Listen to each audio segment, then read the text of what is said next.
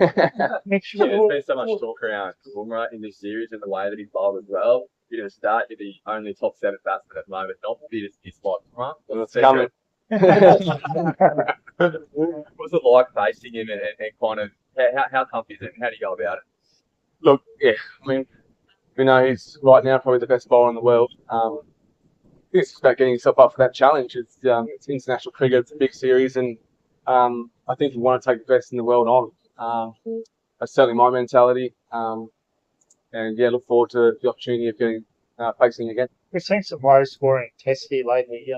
We know about the true bounce of the Gabba. Do you think that'll suit your counter punching sort of style of cricket? So we could have a low score and the way you approach it. Is that how you intend to keep approaching it? Me personally? Yeah. Yeah, I think I've had a really clear method over the last 18 months with the way I've gone about it. So yeah, that'll continue. Mitch, dismissed that later. You probably don't want to talk about it, but I don't know. Yeah. What's going on with Steve Smith? What does he have to do to show the real Steve Smith? I mean, we know that he's one of our best players ever. And certainly backing him to get a few runs. The Indians are bowling very straight at it. It's clearly a plan. That's always been a strength of Smithy's. It doesn't seem to be at the moment. Is that something in his squad? I'm probably not in a position to be telling Steve Smith what he needs to work on. Look, we know he's a class player. He's scored a lot of runs for Australia, and we know that certainly at times when we've needed him, he always seems to step up. So, got full faith in Smoky. Tone, do you like playing again? Yeah, I mean, personally, I love playing here. I love Queensland as a state, not quite Western Australia, but coming here, it's always great.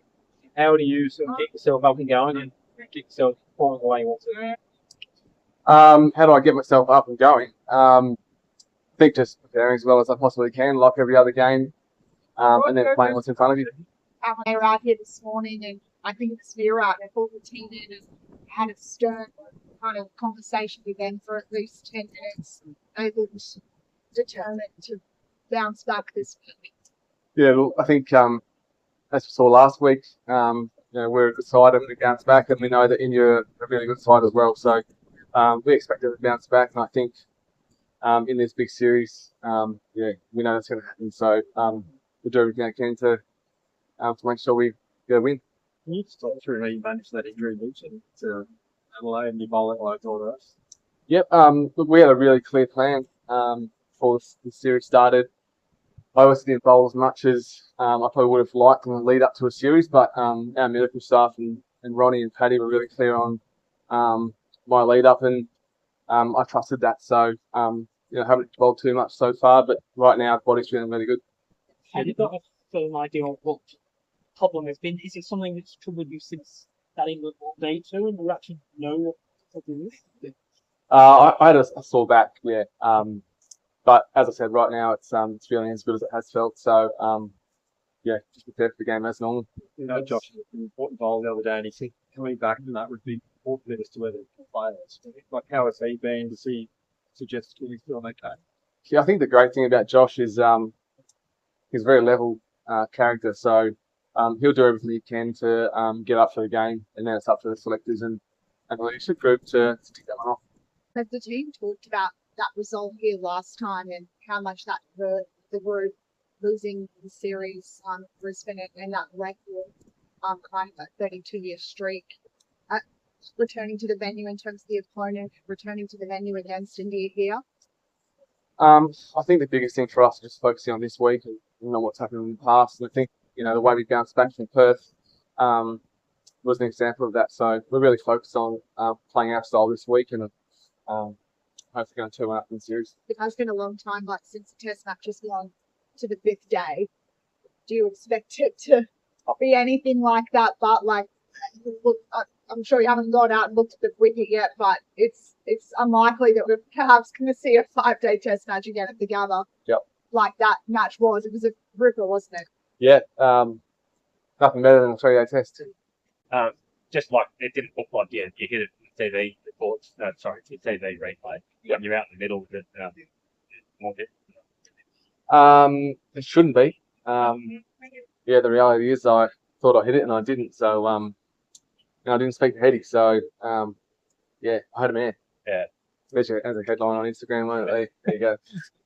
Or was it just that kind of like, oh, I cracked my hand kind of thing, like, I've got to go, like, Yeah, honestly, I just thought I hit it, so I walked off. Yeah.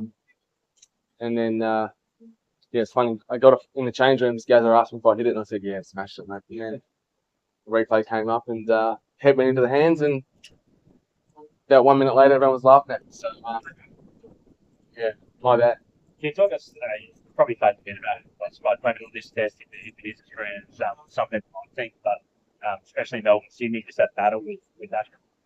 Yeah, obviously world-class bowler. I think if you look down the lineups of both teams, there's world-class bowlers everywhere. So as a batter, it's about, I guess, planning as well as you can and trying to get on top of them. You touched on the plans before the series, just in terms of the length of the series and how much you're ensuring that the team is playing as best as well as can at the end of the series. How much of a consideration was that to the broader plans that you've got for the team and bowling unit? Sorry, just in terms of just make sure that you get up to the fourth and fifth test, which has always been the way for the team in recent years. Like, how much of a plan has that been, and how much work's gone background there? Yeah, I don't have a lot to do with conversations in the background. But I think, we've heard a few guys say that everyone's preparation is a little bit different this summer. And what that looks like is different for everyone, but it's all about getting up for each and every game. This week's no different.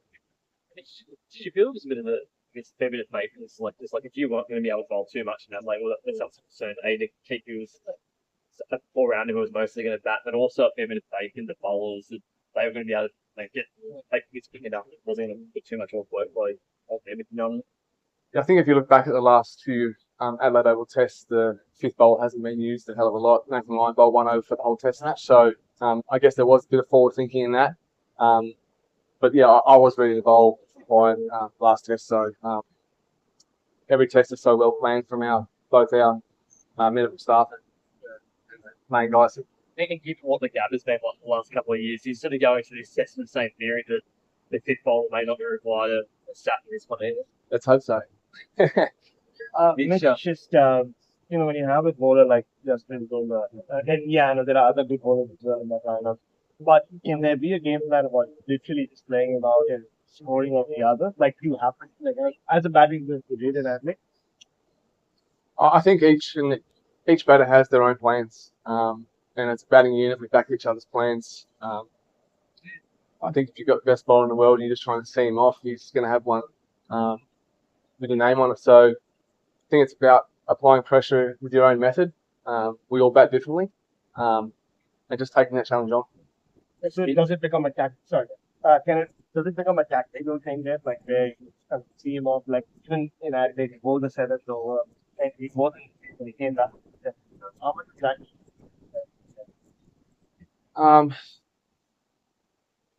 I think, yeah, like I said, everyone has their own individual plans.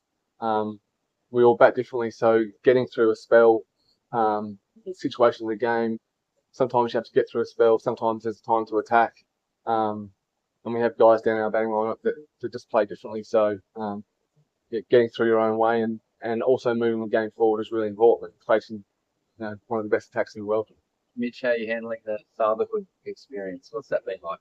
I've only been there for about 6 days, so I've been sleeping terribly, darling. It's been tough.